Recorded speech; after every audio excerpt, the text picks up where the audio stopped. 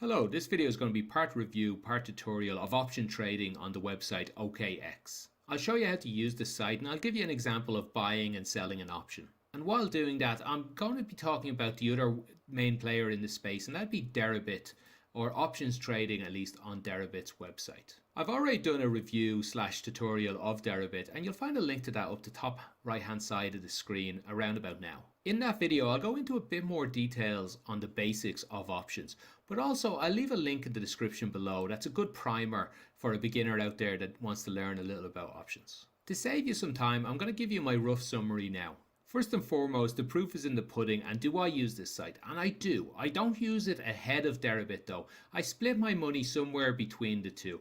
I have to say mostly on Deribit. I do see some advantages in that, and we'll go into that more in the rest of the video. The main good things about OKex are there's slightly lower fees here than you will get on Deribit, and also if you are trading Ethereum, there's a little more volume on OKex than Deribit. And OKex even has one more trading pair. The negatives about the site are, one, the Bitcoin trading has less volume than Deribit, but also the functionality of the site is a little bit worse than Deribit as well, specifically when making a limit order, but I'll go into more detail later in the video. Other negatives are the risk specific to the website itself, OKex, like an incident of socialized losses back in 2018. But as said, ultimately I do think these benefits outweigh the risks, because I do in fact put some money on this site. Now, before we look closer at this site, if you have not signed up to OKex yet, there is an affiliate link in my description below. I recommend you use an affiliate link. It doesn't have to be mine. If you know someone else that uses this site, use their affiliate link.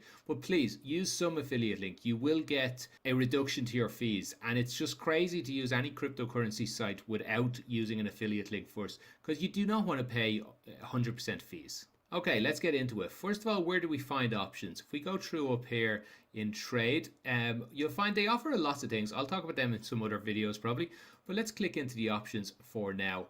As I previously said, they offer Bitcoin, Ethereum, and EOS coin. We'll look mainly at Ethereum because there's pretty much the same mechanics involved in all of them. And the previous video I did on Deribit, I looked at Bitcoin, so I thought I'd spread the love around. So first interesting thing we see is this tab that's on the screen, Options Discovery. So it's asking you a simple question. Do you think Ethereum will rise or fall? So they're bringing you through a path to help you buy an option. So let's click on rise. I believe it will rise. Do you think it will rise before these sets of dates? So you'll see what these, if you're new to options, you'll see what these dates mean in a moment. So let's say I think it'll rise in 86 days. Between now and 86 days, I think it will rise. And it gives me these three different options I could potentially buy. And what this means is this is a 240 call, a 320 call, and a 400 call.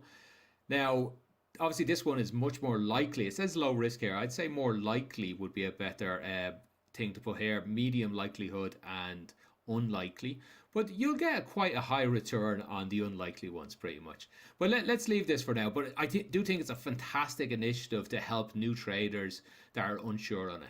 It only offers you to buy calls. It only offers you to buy options, in this case calls, because I picked rise.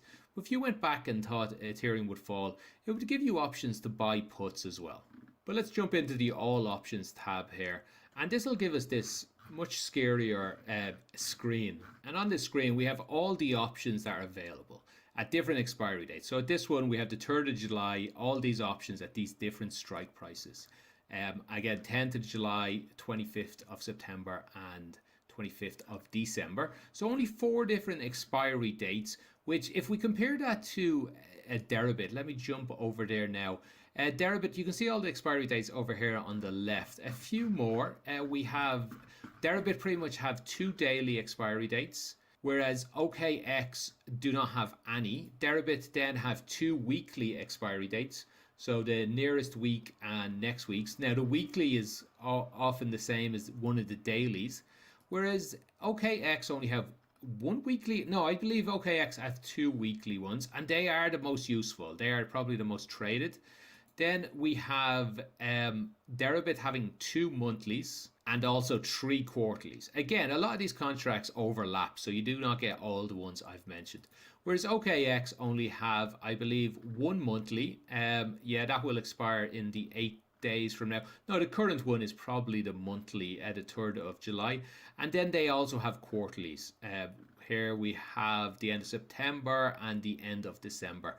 And once we get past maybe the current quarterly, yeah, the 3rd of July would be another quarterly. They'll probably open up a 3rd of March quarterly as well. So they have a few less expiry dates than Deribit, but not too much less, so not worryingly. Also, their strike prices, they have a few less as well. You can see the strike prices go from 160 all the way up to 290, up to 300 here. I think on Deribit it might go up to something like 330, 340. So not too much different. And on the longer ones, they both have quite a wide spread of strike prices. Actually, let's have a quick look at 85 days out. This one goes from 120 to 480. And let's see on Deribit, 85 days out. Here it is here. Actually goes from $60 all the way up to $880. So that is a significant difference. So if you are looking to trade further out options, further away from the money options, you will need to use Deribit instead of this site. But let's jump in and actually trade one or two of these options. Let's take 8 days out, and how about we buy a call? I fancy Ethereum's going to shoot up soon. So let's go ahead and buy a call at 240. Where current price, you have to scroll all the way to the top to see the current price. Here it is here, the index. I'd like to see if that scroll down the screen with us like it does on Deribit. That is very convenient. A very small thing though, and you probably see, yeah, you'll see strike prices at the top of each of these, or you'll see mark prices here, sorry, I should say, at the top of each of these dates.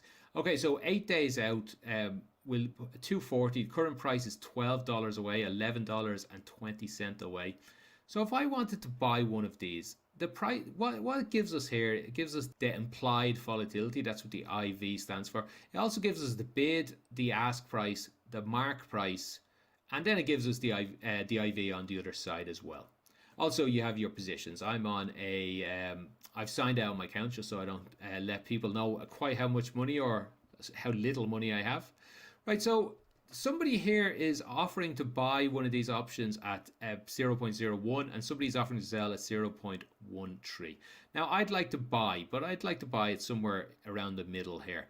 So I click any one of these three really, and it will bring you into this order form. So again, it doesn't automatically leave the price you clicked on up here. That would be nice.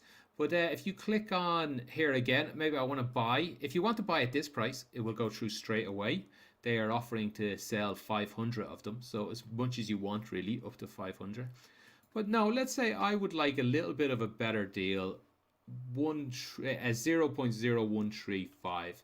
And you can see up here that the mark price is, it's actually 0.11. So no, I don't want to pay this price for it. So let's bring this all the way down to 115 perhaps. I'll pay a little more over. And I would like to buy perhaps 100 options. So you can see each of these options was only calling me this small amount. And now in dollars, that was only $2.63. So we multiply 100 by 2.63, we get $263. That's how much these options will cost me. Now, when you're buying an option, that is it. That's it for your risk. You are limited to this much risk. You could never lose more than this amount of money. So that's something very important to keep in mind. And really at this point, you just click buy and you'll be put onto this list here as somebody who wants to buy. You can see the next person willing to sell is at 1.3, so you'd be at 1.15. So you're likely to get this trade through, I would say, if within the next 20 minutes, if you put it on there. If you want to buy instantly though, you're going to have to go to 1.3. So let's stick with 1.3 for the moment. You'll be paying $300 for 100 of these options. And like I said, you're limited to this. You would make zero money if the price stays anywhere below 240. You will make zero. But if it starts going above that, you will start making lots of money. For example, if the price shoots all the way up to $300, 300 is $60 ahead of this strike price. So you would be entitled to $60 for every one contract you own, which means you would actually be entitled to $6,000 even though you only risked $300.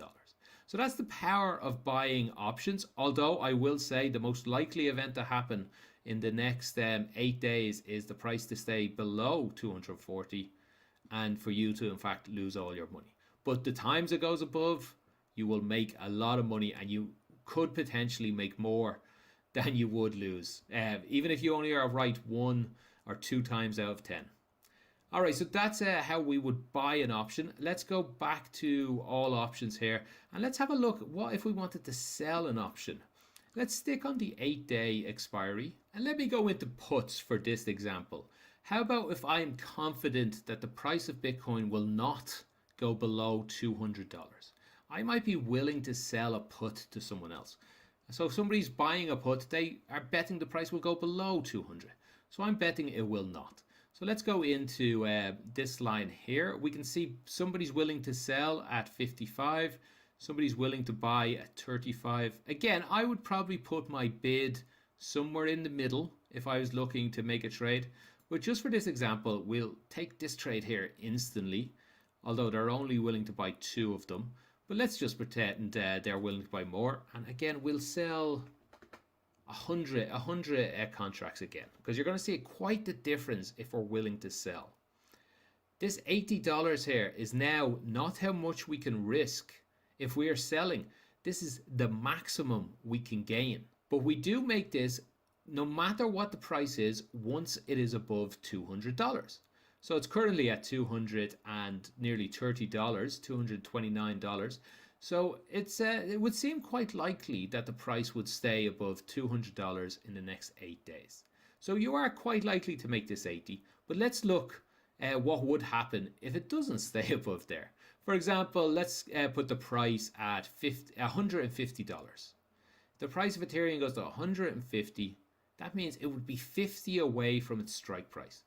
For every contract you own, you'd be obliged to give someone $50. So you own 100 contracts. 100 multiplied by 50 is $5,000. You would lose $5,000 if the price went down to 150. If it went down to 100, you'd use $10,000. If it went down to 50, you could lose $15,000, all to make $80. So the lesson to learn here is buying options is safe in the sense you can only lose a small amount of money and make a lot. Selling options, you can only make a small amount and lose a lot. But here's the big difference. When you sell an option, it's quite likely you're going to get that money.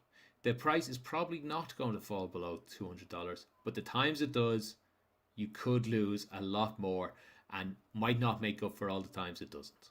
I must admit, I myself do quite a lot of option selling, but I implore anyone out there listening, make sure you learn a lot about options before you consider selling them. You can risk a lot of money. In fact, for me to sell these 100 options here, I do not have to have $20,000 in my bank account, and $20,000 is the maximum I could probably lose on this trade.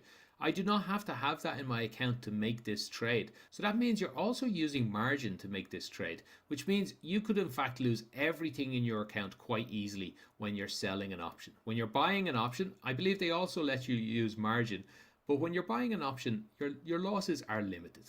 Now I'd like to compare something else about OKex with Deribit, and that is this is one of the bad points about the site, the lack of functionality. If we go over to Deribit and click into a similar contract, let's go up to 8 days, so we're in the same sort of thing. And again, let's try and buy an option here for 280.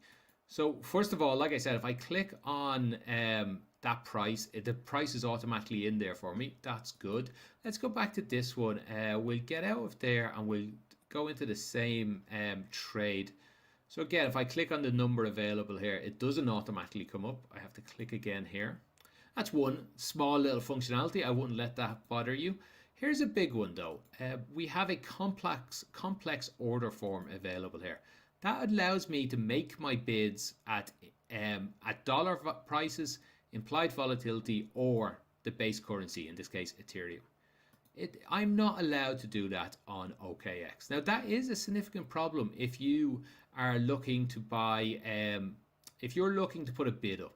So if you're looking to just buy the automatic price that's there, automatically sell at this one, automatically buy at this one, OKex and Deribit are pretty much the same. You can just, the spreads might be different. Let's see, 150 to 90, and the spreads here 95 to 125. So that's, first of all, that's a big difference. Deribit have smaller spreads, so you wouldn't necessarily want to be buying what they're offering. So if you want to put your own bid in, maybe something in the middle of these two, 1.15, you can put that bid in on both sides just the same. But maybe you would like to put a bid in not at a value, but at an implied volatility. Maybe I think this implied volatility is way too low, and I'd like to put a bid in at maybe 87 implied volatility. That means every few seconds the site will check what the price is, check what my implied volatility is, and they'll do a calculation and change my bid accordingly. That means I can walk away happy in the knowledge that I'll only sell this or buy it if it hits my implied volatility. Now I will also say this is quite dangerous to use as well. If you do not understand it, I wouldn't use it. But the point to this whole statement is OKex do not have it, and that actually limits my use on this site quite a bit. Right, I think it's about time I start talking about some of the risk of using this site. In this regard, there is both good news and bad news. Let's start with one of the bad things. If we go to this Wikipedia article from 2018, we find that the company actually pretty much, a trader got involved in a trade worth a lot of money, 416 million. And they were forced to be liquidated by the site, but the site wasn't able to liquidate them fast enough. Basically, the trade went the wrong way for them. The site is meant to automatically sell them out to stop the website itself losing money, and they weren't able to do it in time. It meant there was a large loss for the website itself. Now, what the website did is they put 2,500 bitcoins into the site pretty much to cover some of the loss, but that wasn't quite enough. So they also had to take money away from all users, and the amount they took away was 17%. So pretty much no matter what you were doing on the site, even if you were nice and safe with all your trades, they came along and took 17% of your money away because a trader made a bad decision and the website itself failed to liquidate them fast enough. Now, very important thing about this is it happened to OKex, yes, but it could also happen to Deribit. So I do not want to hold that fully against OKex, but I think it is important to point out that they did allow it to happen once. Maybe they'll allow it to happen again. Or if you're being generous, you could say perhaps they've learned their lesson. But with this in mind, let me pop back over to Deribit again. And actually, you cannot see it in the insurance fund of Ethereum. Now, this is the fund that if this mistake happens, that the website takes money out of this fund to pay some of those losses. So usually there's enough in the website to allow this happen. Let me jump over to Bitcoin first, and we can see this massive fall that happened in Bitcoin. There wasn't quite as big a fall in Ethereum. Now this doesn't look too scary. It never fell below the zero, but the problem is it did. The website in fact had to put in some Bitcoin themselves, 500 Bitcoin, 50 Bitcoin. It adds up, I think, to 882 Bitcoin they had to add in. And it's still not actually above 882. So that means they, in fact, lost money, but they did not socialize those losses across the entire site. So that's, I guess, in their favor at the moment. But this is much more recent. This is in March of this year, whereas OKX's problems was from 2018. So I would leave this up to you, which you think is riskier, a website that did take money from their users or a website that very recently nearly did. I'll leave that up to you guys. So like I said a few moments ago, the site does allow leverage, and if a trader makes a bad trade that goes against them, they will get liquidated. They will end up having to pay a small amount extra. Well, they'll have lost all their money most likely, but a certain percent of those losses will be put into this insurance fund. And this insurance fund is for if the site doesn't end it fast enough, they could go bankrupt, or a bankruptcy loss is what they call it on this site. And that means it'll be taken out of the fund. So we can see here that there's not actually much liquidation or bankruptcy happening. I can only see one event. It lost it here. Yeah, here's one liquidation event. And if I go through it, I don't see any. I see another couple here and there. No bankruptcy, just a few liquidations. And I think we get back to where they must have just started the fund for this, because they had 0 in it and they added in 1,000. So the site themselves topped up 1,000 to begin this. So this is Ethereum options have only just begun, it would seem. So it might be more useful to go over to Bitcoin for this example. We go into the insurance fund. And you can see that there are some bankruptcy losses and some liquidation losses. Now, while looking through all these, I consider this a bad point against OKex because there wasn't much activity going on here. If we jump over to back over to Deribit, we can see there's lots of bankruptcies, it's called here. So I don't think they tell us about the liquidation events. There's lots of these events going on every single day. And if we go out, I think it's on number 11 here. When I looked at it previously, we can see the big events of March happening here. There was these massive liquidation events and bankruptcies happening. That means there's lots of activity on this site, and it does not seem to be all that much activity on OKex, which worries me because looking at their volume, their daily volume, it does seem to be only about half of Deribit, and on Ethereum, in fact, twice Deribit's. So why am I not seeing equal activity here? Now, this was a big red flag to me when I first noticed it. I think, oh, are they false volume numbers? But it actually turns out it's a bit of a red flag for Deribit and a positive in OKX's favor. This insurance fund is only for options insurance. They have, and it's separated between Ethereum, Bitcoin, and EOS. But it's also they have a separate insurance fund for the other derivatives, the perpetual swaps and futures. Whereas as far as I can see on Deribit, the insurance fund is only split between Bitcoin and Ethereum. That means if some wild events happen in derivatives, an option trader might get socialized losses. Whereas it's less likely to happen because there's a wall between the insurance funds on OKex. So that's a pretty good point in their favor, if you ask me. But it's also a little worrying how little activity is going on in their options. That could be just a function of it's less likely, or it's easier for the site to liquidate, and they're less likely to have bankruptcies. Now, the last risk I'd like to talk about is a risk I talk about on pretty much every video I do talking about a cryptocurrency website, and that's counterparty risk. That's the fact that you are giving your money to another entity and you're hoping that they do not steal from you or get stolen from themselves. You do this when I could also talk about this if you give money to a bank. So it's not only to the cryptocurrency space, but I would say the risk is higher in the cryptocurrency space than it is in a normal retail bank. So you need to bear that in mind. You need to consider yourself the history of OKex and how likely that is to happen. As I said earlier in the video, for me, I've added up all the risks and all the rewards I could get from this site, and I've decided it is worth putting some of my money onto this site. But I do insist you ask yourself the same question before you put your own money on this site. Is the risks worth more than the gains you think you will get? Okay, that's all from me. I hope you enjoyed this video. I hope it was informative in some ways. If you see any mistakes in it, or if anything that you think I didn't address, or you just have any questions for me, please put them in the comments below and I'll do my best to answer any and all of those questions. Thanks for watching and have a good day.